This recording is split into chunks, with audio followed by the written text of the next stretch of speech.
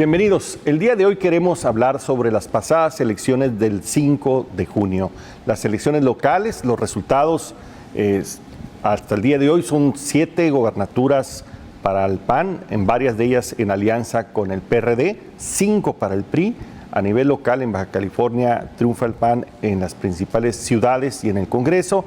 Y en el DF parece ser que con una votación de cerca del 28%, triunfa Morena. Vamos a analizar este caso, vamos a ver qué podemos entender más allá del resultado. Y para eso hemos invitado a 3 analistas que me parece que tienen mucho que decir al respecto. Quiero dar la bienvenida a Jesús Moreno Durazo, director editorial de Mediazum. Jesús, bienvenido. Marco, gracias por la invitación. Encantado de tenerte aquí. Muchas gracias. También a Remy Martínez, catedrático del TEC de Monterrey. Remy, bienvenido. Muchísimas gracias, Marco. Encantado de tener también por acá. Y a Heriberto Tapia, director general de TM Reporte. Heriberto. Muchas gracias y buenas tardes. Gracias por la Heriberto, invitación. ¿cuál sería tu opinión? ¿Qué pasó el 5 de junio? Pues definitivamente fue una consecuencia de la percepción que se tiene en esos 2 estados de un muy mal gobierno, no solamente a nivel federal, sino a nivel de los propios gobiernos estatales y sobre todo de los municipios importantes, entre ellos pues las capitales de cada uno de esos estados. Se había comentado que ha sido, de hecho, un lugar común, pues decir que de 2 años para acá la calificación del presidente Peña Nieto es una calificación reprobatoria, no le aprueban, no tiene popularidad, pero se vio que no solamente era de él, sino también era el caso de los propios gobernadores e incluso de los presidentes municipales. O sea, hay una mala calificación, una calificación reprobatoria de la sociedad hacia toda la clase gobernante, no nada más hacia el gobierno federal. Desde luego, esto también nos demuestra de otra de las consecuencias, que fue muy baja, la verdad es que fue muy baja la participación.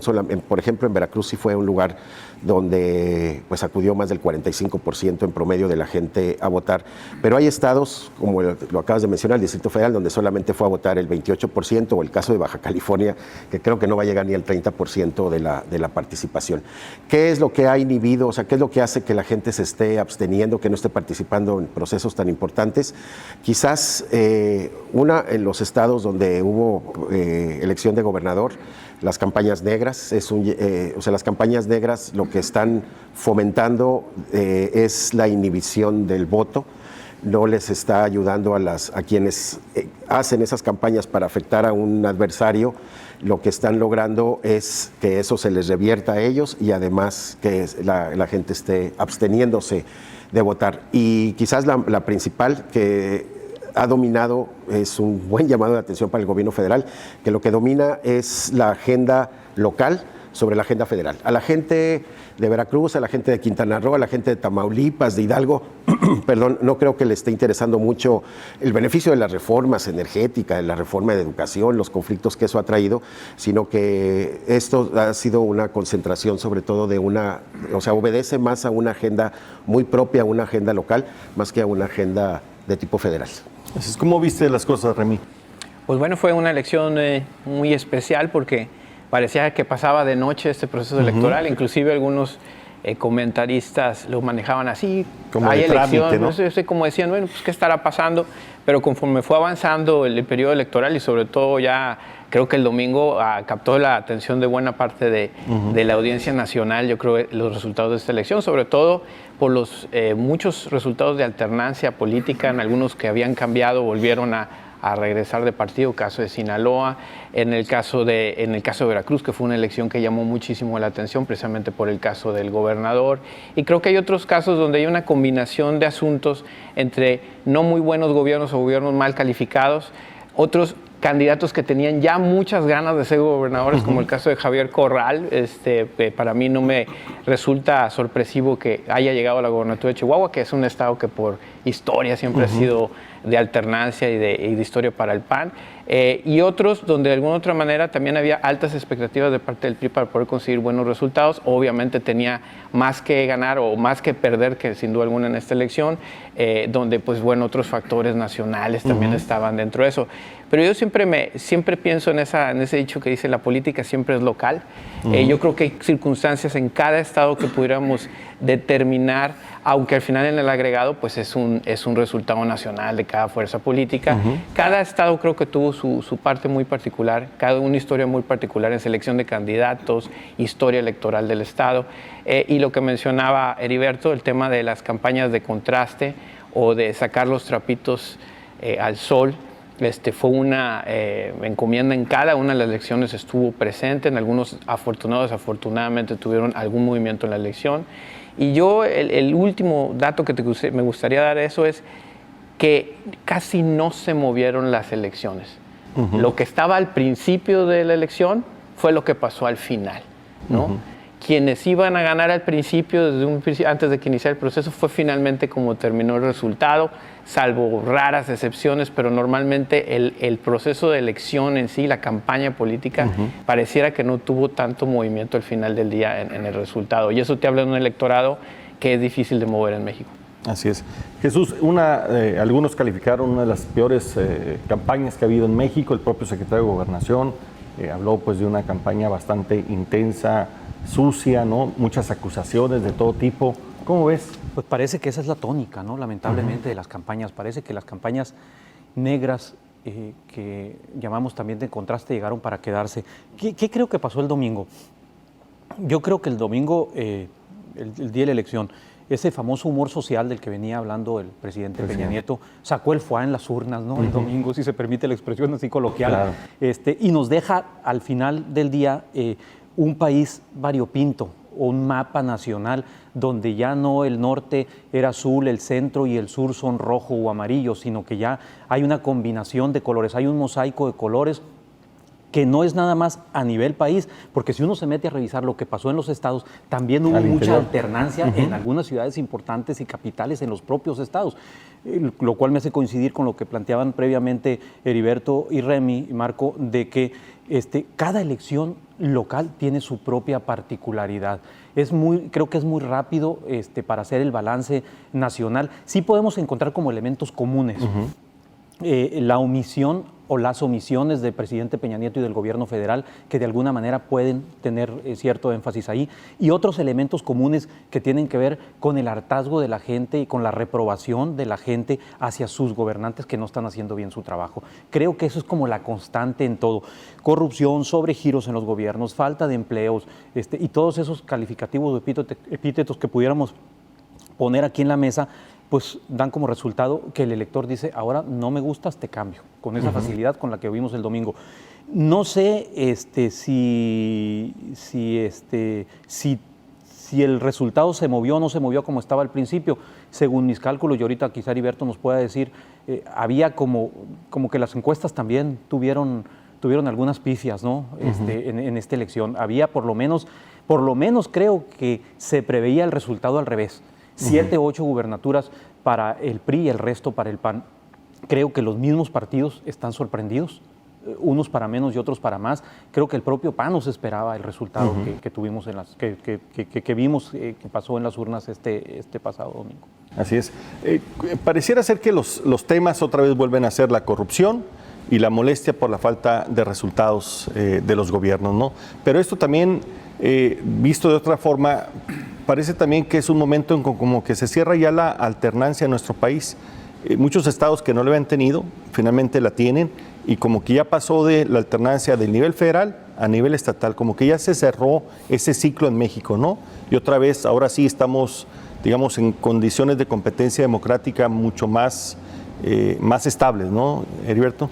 Desde luego, ya aquello desde la total independencia y autonomía del Instituto Federal Electoral en 1996 y ahora Instituto Nacional Electoral, con todas las modificaciones que se le han hecho, creo que quedó muy claro ya de que antes como que participábamos en reglas inciertas y resultados ciertos. O sea, ya sabíamos cómo iba a terminar. Ahora es al revés. Ahora las reglas son muy ciertas y los resultados son los que son inciertos.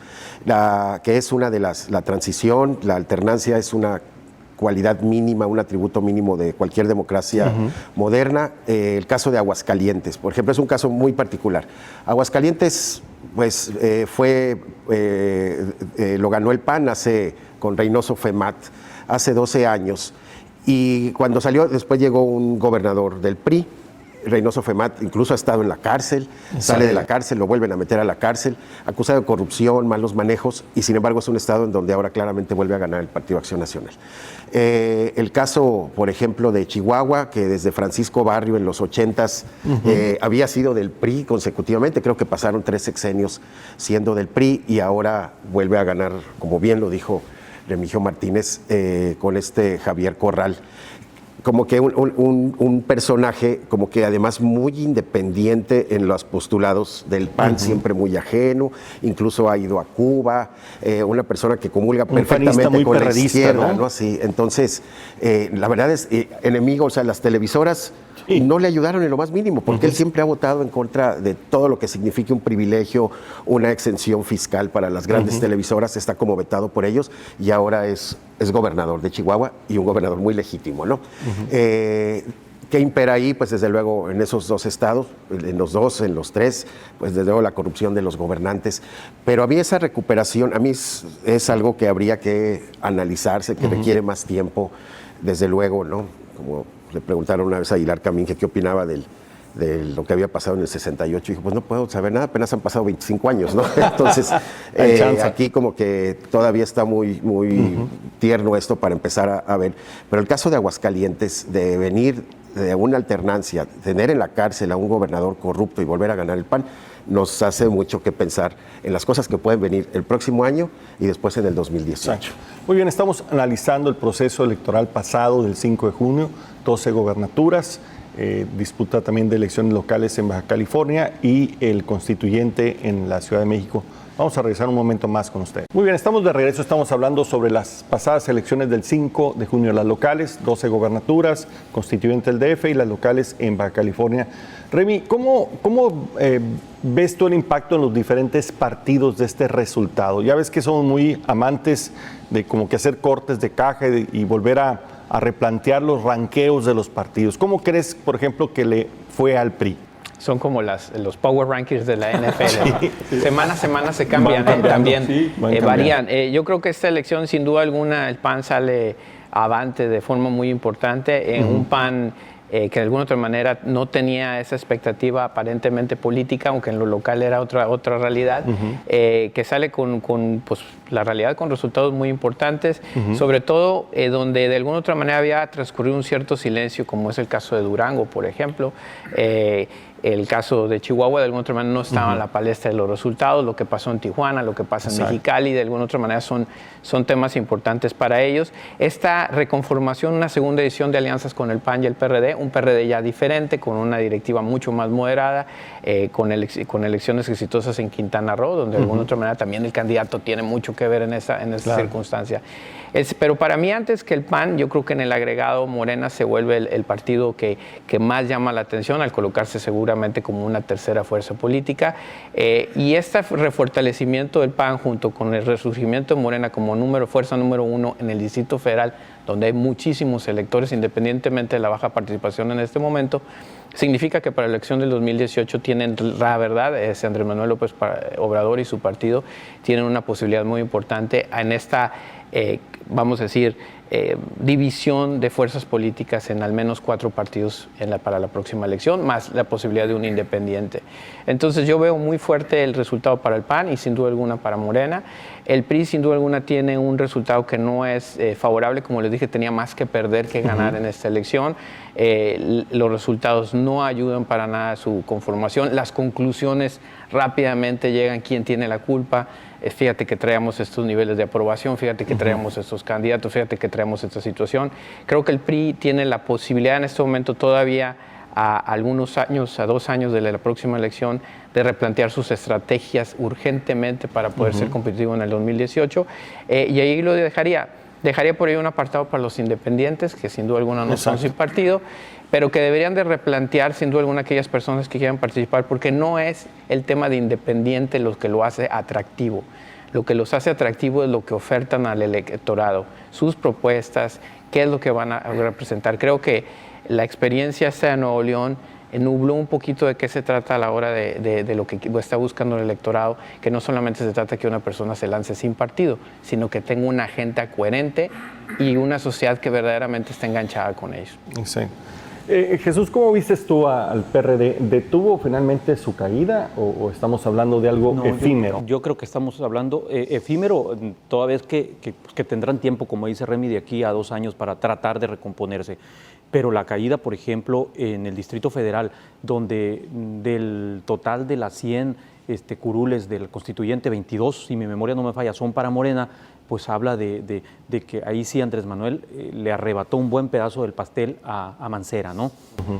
En el caso de los demás partidos, yo coincido en gran medida con el análisis que hace Remy y me gustaría partir de lo último que plantea este famoso recuento de daños que rápido me llamó mucho la atención. Empezó a hacer el PRI, ya hay un spot pautado en redes sociales por Mario Fabio Beltrones, haciendo una especie de mea culpa, rodeado de jóvenes, donde manda también por ahí una señal y hace un balance muy rápido en un par de minutos de qué fue lo que ocurrió. Me llama mucho la atención porque no es otra cosa más que, creo, una reacción rápida y tratar de levantarse de la lona lo más rápido posible. Creo que hay un exceso de triunfalismo natural en el PAN, porque ni ellos, insisto, esperaban este resultado.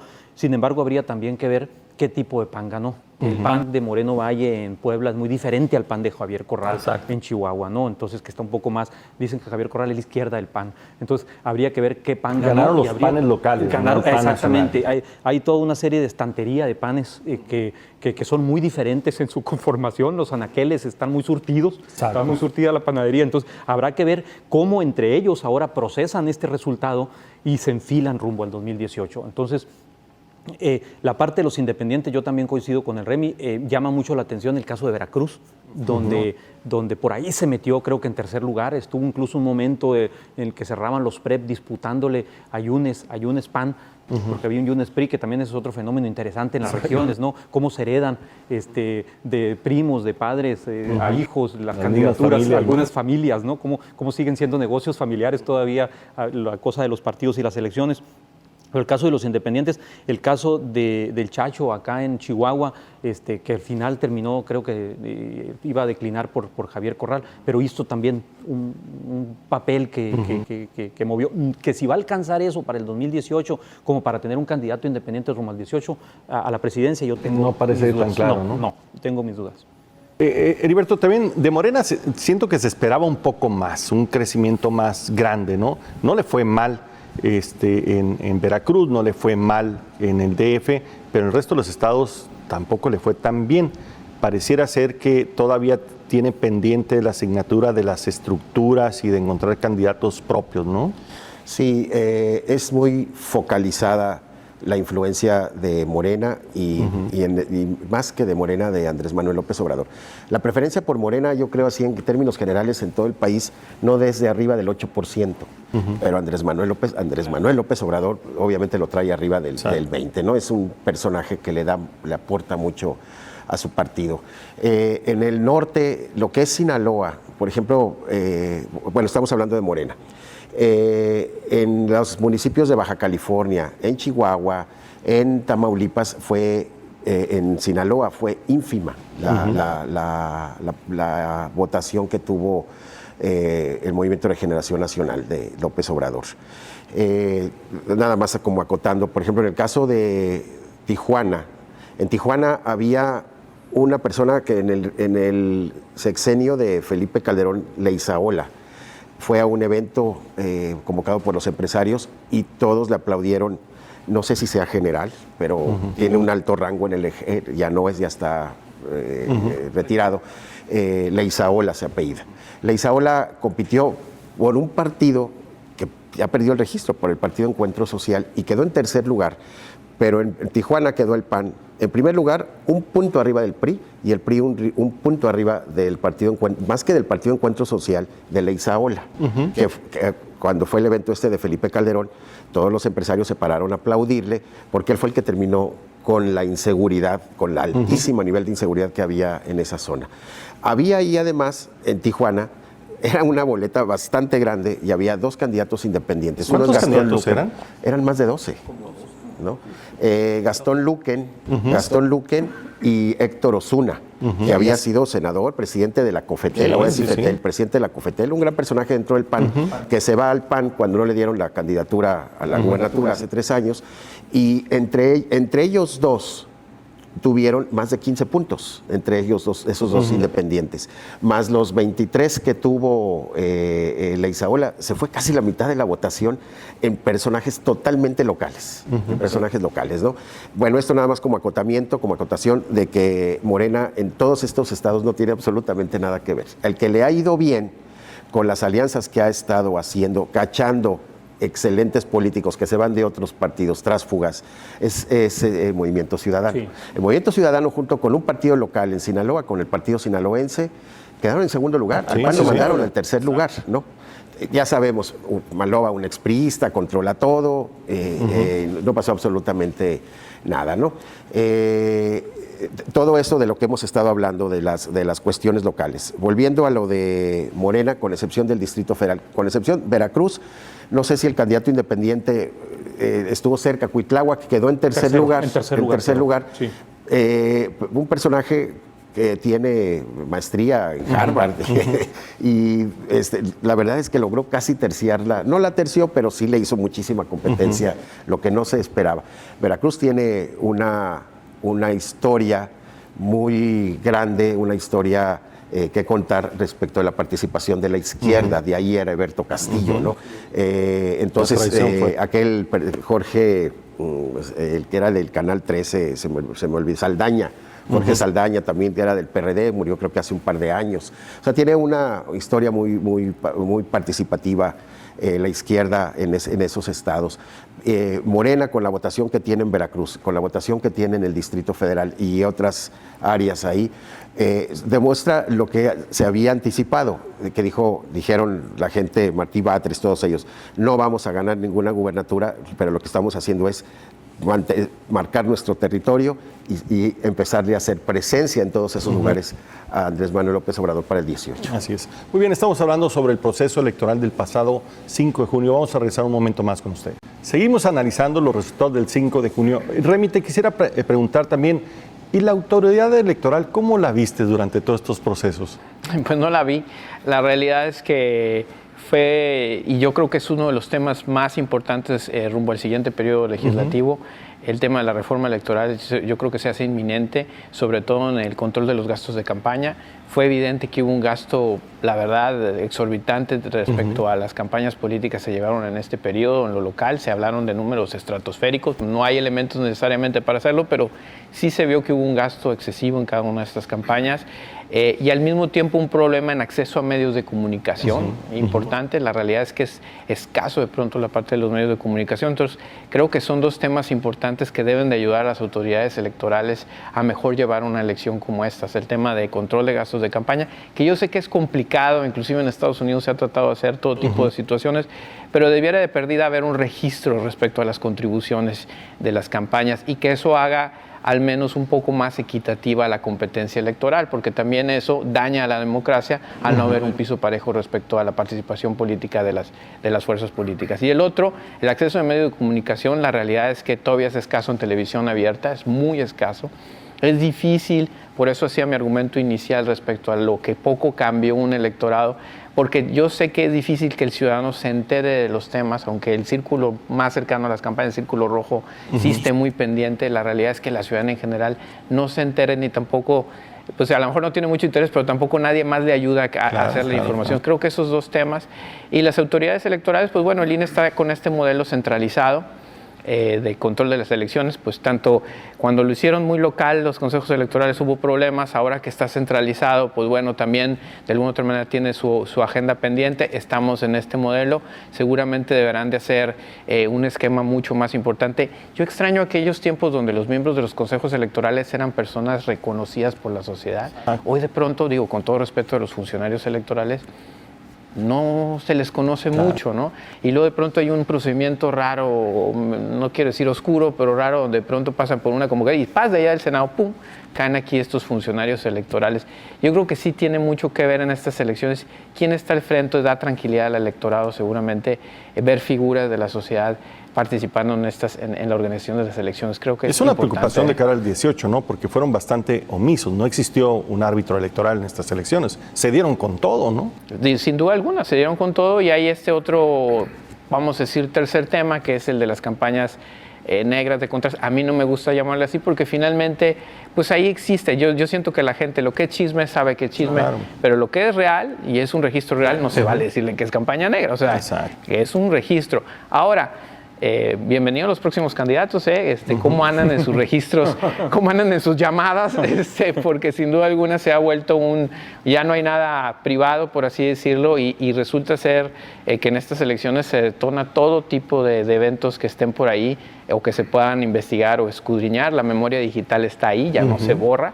Luego, entonces, es también un nuevo escenario medio complejo para los próximos candidatos que quieran participar en política.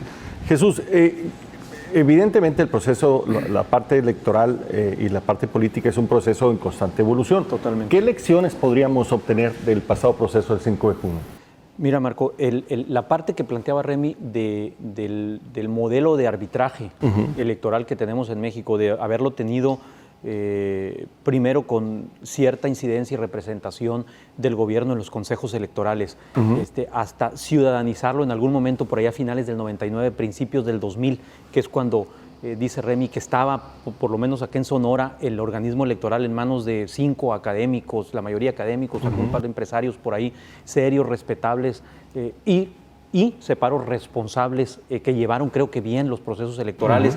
Hasta ahora pasar a este modelo de centralización y de control desde el centro del país, creo que ahí habrá que encontrar un justo medio. Cómo deben transformar la conducción, el control, las reglas, los árbitros electorales de cara a los procesos que vienen. Y hay muchísimo tema que revisar en materia de comunicación, de acceso a medios y en materia de despotización de la política. Decía Porfirio Muñoz Ledo hace unos años que vivíamos en una democracia despótica, de demasiados spots, pues, ¿no?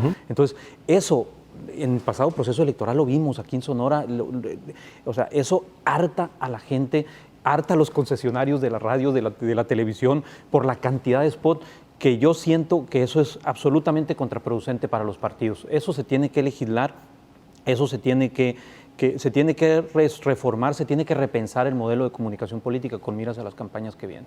Sí, y ahí, una parte que lo han mencionado los dos, una parte que no logramos todavía, que sigue siendo una fuente de conflicto, no se ponen de acuerdo los partidos. Desde la reforma del 2006, que le pasan, o sea, tuvo un partido, manda la pauta, el INE la autoriza, se la manda a las televisoras, a todas las televisoras del país. Después algún partido se inconforma porque se siente agredido, se siente atacado. El Instituto Nacional Electoral dice que bajen ese anuncio, da la orden, pero de todas maneras el anuncio ya está pautado, sigue pasando. Dicen, pasan días, se va al tribunal, y el tribunal dice, no, que no lo bajen, que siga. Y entonces no pasa absolutamente nada, ¿no? Y luego, pues la verdad es que estábamos mejor con el modelo de antes, que se quitó por aquellos 250,000 spots perdidos que nadie sabe quién los pagó contra Andrés Manuel López Obrador, Andrés Manuel López Obrador es un peligro para México, y que de ahí hicieron esa reforma, y que incluso todavía está pendiente de resolver el que es controversia, que de los intelectuales y todo, porque le están violando uno de sus derechos humanos, claro, ¿no? Sí, de poder juntarse entre todos un dinero para ir a pagar el anuncio contra quien ellos quieran, como que era un modelo que estaba funcionando mejor al como tenemos ahora, de que es un control absoluto de la autoridad electoral, pero que no tiene control además ya incluso sobre la pauta, ¿no? Es inconcebible, ¿no? El del avión presidencial, que lo quitan, después el tribunal dice que no, y no hemos dejado de escuchar el famoso. Recientemente acaba el tribunal amonestar a Yunes, ¿no? Por un spot, ¿no? De la campaña que ya pasó, el resultado ya se dio. Los temas, Heriberto, pareciera ser que el tema que vuelve a resurgir con fuerza es el tema de la corrupción, ¿no?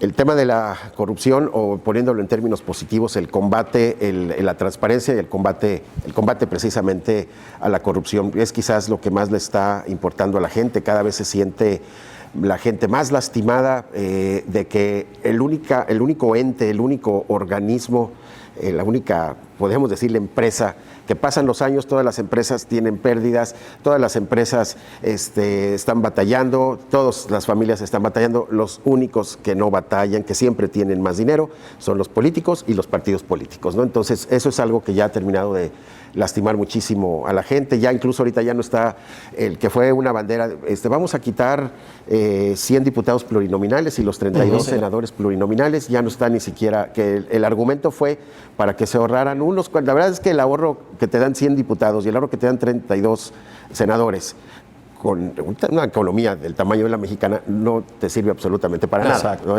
Es una cuestión meramente de números, de numeralia. Que lo estábamos atacando porque consideramos que la clase política no nos da los resultados que todos estamos esperando de ella. Entonces, el tema precisamente, el de la corrupción, el del combate a la corrupción, la transparencia, el acceso a la información, siguen siendo los temas centrales, ¿no? Por eso vemos ahí la gran cantidad de información que se está dando ahora, pues ya con la cuestión ya del nuevo sistema, ya de la nueva ley de transparencia, de combate a la corrupción, pues es uno de los temas que le está interesando a la gente, pero la verdad lo que la gente está más preocupada que cualquier otra cosa es por la inseguridad, después de la inseguridad por la cuestión económica, y ya después entonces pasamos a la parte del combate a la corrupción, ¿no? Pero que es como que eso es lo que engloba así la clase política. Hoy la clase política está muy lejos de mí, por eso está mal calificada, y ojalá empiecen a dar cuentas y ojalá empiece a haber consecuencias. Y como que hay una relación, cuando la economía baja, el tema de la corrupción es más molesto todavía más para la gente, ¿no? Porque le pega, ¿no? Les pega mucho, ¿no? O sea, en Naucalpan, y son los villanos favoritos, ¿no? Hay municipios del Estado de México como Naucalpan, en donde un regidor gana más de 120,000 pesos, ¿no? Entonces, ¿cómo es posible? Gracias, ¿no? Muy bien, estamos hablando sobre la elección del 5 de junio. Regresamos en un momento más con ustedes. Muy bien, estamos de regreso, estamos hablando sobre el 5 de junio, las elecciones, los resultados y sus implicaciones. Y yo quisiera, Jesús, preguntarte, ¿lo que sucedió el 5 de junio es un anticipo de lo que puede suceder en la elección federal presidencial del 2018 o es otro paso más, otra etapa más? Es un paso más y puede ser un anticipo si vemos algunos elementos que vimos en esta elección. Por ejemplo, las alianzas que lograron tejer dos dirigentes de partido, PAN y PRD, que si quieres ahorita los contrastamos en perfiles muy extraño con su homólogo del PRI, es exactamente muy extraño, que fueron alianzas por momentos sufridas, en el sentido de que Agustín Basabe, el dirigente del PRD, llegó a poner en más de una ocasión, por lo menos 2 o 3 ocasiones, su renuncia sobre la mesa si no lo dejaban aliarse al PAN en algunas elecciones. Sin embargo, pudo más, creo yo, desde mi punto de vista muy personal, la cordura de quienes tomaron la decisión y pudieron empujar esas alianzas y tuvieron resultados exitosos. Ganaron 3 en conjunto, ¿no? En equipo, digamos. Ahora, ¿qué sigue? Viene una elección interesante que es la del EDOMEX, la del Estado de México. Y ya adelantaron los dos que una vez disipándose el humo de estas elecciones se iban a sentar a negociar a ver qué posibilidades tenían de dar ese siguiente paso, como tú le llamas, Marco. A mí me llama mucho la atención y quisiera poner en perspectiva, siempre lo he dicho, desde que Agustín Basabe fue dirigente, lo nombran dirigente del PRD, me llamó mucho la atención cómo iba a ser la interlocución con Manlio Fabio Beltrones, tanto de Agustín Basabe como de Ricardo Anaya con Manlio Fabio Beltrones. Y aquí yo he llegado a la conclusión de que, como dice la filosofía popular, para el caso de Manlio, no es lo mismo ser borracho que cantinero, ¿no? Una cosa es estar cabildeando en las curules, otra cosa en las oficinas, haciendo política, y otra cosa ya es subirse las mangas de la camisa y enfrentarse a un proceso electoral, y que le fue como le fue en esta ocasión. Entonces, pinta interesante el panorama, siempre y cuando, insisto, veamos la posibilidad de alianzas entre la izquierda y la derecha, rara, cuestionables, criticables, sin duda, ideológicamente pues extrañas, muy extrañas, con un tercer elemento y con un tercer factor que además ya dijo que eran todos contra él, que es el caso de Andrés Manuel López Obrador. Así es. Habrá que ver cómo pinta eso con ese siguiente paso. Para mí es clave el Estado de México. El año que entra creo hay elecciones, ¿no? En el Sí. Estado de México. Exacto. Remy, hay quienes dicen que el gran perdedor de esta elección ante cara al 18 es Manlio Fabio Beltrones, que el mundo se le vino encima, ¿no? Y desafortunadamente ¿no? son muchos de sus propios correligionarios son los que se aseguran esto. Yo creo que es una elección muy difícil para presidente del Partido Revolucionario Institucional. Es una elección que de alguna u otra manera tenía una gran complejidad, tanto por la diversidad de elecciones que no eran 5, eran 2 elecciones abiertas, más la 13ª que era Colima, más el Distrito Federal, que fue el que se le agrega adicionalmente. De entrada es un plan muy complejo, luego entonces vienen las realidades locales, y yo creo que un punto bien importante, la selección de candidatos. La forma como el PRI operó su selección de candidatos no es el único factor, pero sí es uno de los que se debe de revisar. Sin duda alguna, el factor local, cuando uno ve los candidatos Miguel Ángel, Yunes, Javier Corral, Murillo, que viene más del PRD que del PAN en el caso de Durango, Carlos Joaquín en Quintana Roo. Estás hablando de candidatos que no era cabeza de vaca en Tamaulipas, personajes que no era la primera vez que gustaban ser gobernadores, personas que ya tenían una historia de oposición o de búsqueda de la posición de gobernador, y en los cuadros del PRI no necesariamente la misma atracción en los candidatos, ni tampoco el mismo buen sabor a la hora de la selección de los candidatos a nivel local. Estas pasarelas de 15, de 10, de 12 aspirantes, donde de alguna otra manera al final todos levantando el dedo diciendo que van en la unidad, pues luego resultan que no solo son tantos. Ahí empezaremos a descubrir ciertas situaciones conforme pase el tiempo. Entonces yo creo que el PRI tiene de frente, en este caso el presidente del PRI, Beltrones, tiene de frente instrumentos dentro de su partido como asambleas, etcétera, donde también debería de buscar. Hoy leí un reportaje muy interesante con voces como la de César Augusto, Santiago, gente que está ahí en el partido, que habla de que hubo un retroceso a lo que había avanzado el PRI respecto a democracia interna después de haber perdido la elección en el 2000. Creo que eso es lo que me refería al principio. Yo creo que tiene tiempo para poder reajustar, y sobre todo el punto para mí más importante es la selección de candidatos y cómo se opera estas elecciones a nivel local. Creo que el paradigma de centralización electoral en elecciones tan complejas como esta es muy difícil de sobrellevar, de veras, realmente difícil. Es un tablero demasiado amplio con muchas variables. Luego entonces fue una prueba fuerte, fue una prueba dura, y pudiéramos hablar de grandes cosas. Él, como lo dices, ya paga un spot donde de alguna otra manera pone sobre ahí su punto de vista respecto a esto, y ha sido muy abierto respecto a decirlo, que el partido decida su permanencia o no dentro de él. ¿Crees que seguirá o saldrá? Yo creo que al final del día, creo que en los análisis que se han dicho, se han visto muchísimos factores que no solamente son atribuibles a él, y que deberían de pesar en el ánimo de eso. Pero él mismo lo ha dicho, yo no lo sé. Luego momento, pues en los siguientes días se tendrá que saber qué es lo que va a pasar. Y en esa parte tiene toda la razón Remy. Y de lo que dice César Augusto, que está considerado, yo me acuerdo que en la elección del 2000, Diego Fernández de Ceballos hizo una lista, y de todas las personas priistas que deberían de estar fuera del país en la elección del 2000, y entre ellos estaba César Augusto Santiago, acusado de gran mapache electoral, ¿no? Pero tiene esa parte, durante 12 años, del 2000 al 2012, el PRI escogía sus candidatos con procesos internos. Aquí el caso, por ejemplo, el caso de Eduardo Burs, ¿sí? El caso después de Alfonso Elías, un proceso interno porque el PRI no estaba en Los Pinos.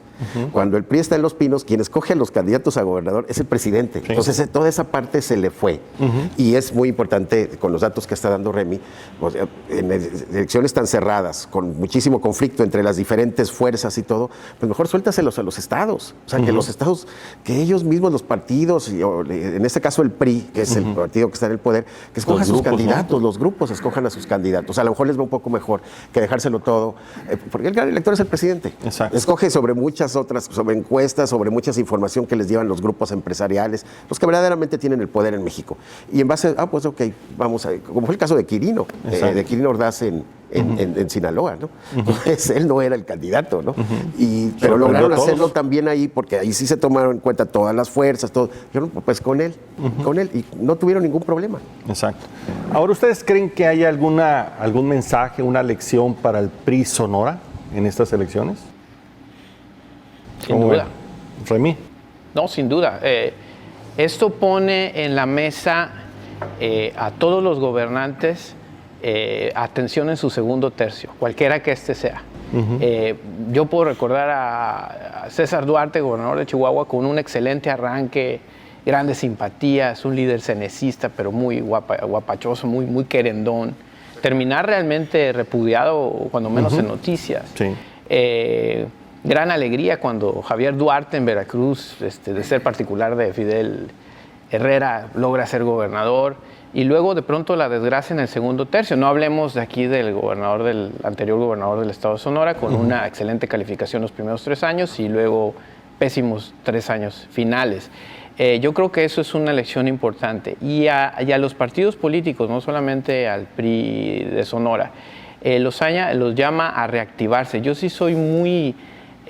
aunque hubiera opiniones diferentes, creo que lo que se construye un año antes de una elección es sumamente importante. Y lo que ya no se construyó en una elección de 2 o 3 meses, difícilmente se puede cambiar. Esa realidad es difícil de cambiar, esa es la experiencia que yo he visto. Es difícil construir sobre algo que no está o que no tiene un fundamento. Luego, entonces, los partidos políticos tienen que ponerse a trabajar en serio y ver este aviso como un aviso de apertura. Si no tienen apertura, la realidad es que los grupos políticos se van a movilizar más allá de las esferas que están actualmente participando y buscarán un buen nicho donde caer y donde hacer equipo. Claro. Entonces yo creo que ese es el llamado. ¿Cómo ven? No, coincido completamente con Remy, y no solamente para el PRI, yo creo que es para todos los gobiernos en los diferentes niveles, Marco. La posibilidad del ciudadano de salir a votar y echarlos del poder es mucho más frecuente, es más constante que años para atrás. Hay un dato que a mí me llama mucho la atención, que se me escapaba ahorita, que no lo quisiera dejar pasar. Por lo menos 3 candidatos en 3 estados que prometieron cárcel para los gobernadores en turnos, ganaron. Chihuahua, Veracruz y Quintana Roo. Ya habíamos tenido la misma experiencia en Nuevo León y la tuvimos también en Sonora. Es decir, la picota como narrativa electoral deja buenos dividendos, ¿no? Entonces, ahora habrá que ver el cumplimiento, lo que siga desde el gobierno.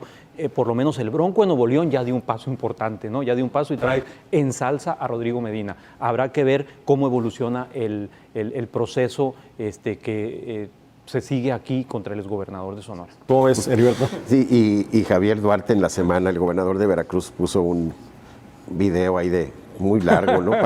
Para los jóvenes que creo que no les gusta ver videos de más de medio minuto. Y menos de política. Y menos de política, decir que las cosas están muy bien en Veracruz y que una cosa es lo que dice la prensa y otra cosa es pues lo que van a decir después los juzgados, ¿no? Así como sí, para el PRI, obviamente, el PRI de Sonora, que fue tu pregunta, obviamente es una invitación a un replanteamiento de la manera en la que está haciendo gestión social, de la manera en la que tiene su relación primero con el gobierno y en la manera en la que se comunica con sus propias bases. Es un partido, ya sabemos, de organizaciones, los intereses ahí son muchísimos, los intereses de la CTM con los de al mismo tiempo intereses sindicales, por ejemplo, con los de la CROM, la CROC, todo eso, pues siempre son muy difíciles, ¿no? Repito, tiene que hacer un replanteamiento de su estrategia hacia abajo. No nada más es de renovar los comités municipales, que eso lo hacen todos los partidos y además tiene la obligación de hacerlo, sino de discurso, de organización, de método, ¿no? Y principalmente, bueno, pues cómo van a hacer. Ahora es una reforma profunda. Que sabemos que los partidos políticos solamente tienen una misión, no tienen 2 ni 3, una sola misión, que es llegar al poder. Así es. Es la única. Y en cómo hacen gestión o sea, los medios de acción famosos, cómo llegan al poder, es lo que tiene que replantearse. Y en eso de que no se construyen, desde luego, candidaturas en 2 meses, pues me recuerda nada más, creo que se lo oían a Gabriela Guevara decir pues que la prueba reina de las Olimpiadas del atletismo eran los 100 metros, duran 10 segundos. Pero para ganarlos necesitas años y años de entrenamiento. Para que den algo que nada más dura 10 segundos. Se necesitan candidatos que vayan. Y quien sí lo tiene, ahorita, quienes al menos sí hay ahorita, son los del PAN, los del PRD, es Morena, pero el PRI, no sabemos quién es el candidato, quiénes son. O sea, y ahí les va a costar mucho trabajo empezar a... Se busca candidato. Se busca candidato. Muy bien, estamos terminando el programa. Lo que es cierto es que el 5 de junio la gente se expresó. Tenemos un electorado mucho más informado, más crítico, más inteligente y más dispuesto a no tener paciencia con quien no satisface sus expectativas. Este es un gran mensaje para todos los partidos políticos. La baraja está echada de nuevo. Todos tienen posibilidades, no se puede descartar absolutamente a nadie. Hay al menos 3 partidos fuertes, Morena, el PRI y el PAN, que puede ser, y el PRD, que eventualmente se podría meter en una alianza a competir también. Así que esperemos que también, por otro lado, el árbitro electoral empiece a tomar también su responsabilidad o se modifique el esquema para que sea mucho más efectivo, porque lo que tenemos nos puede garantizar grandes problemas en el 2018 si no lo resolvemos a tiempo.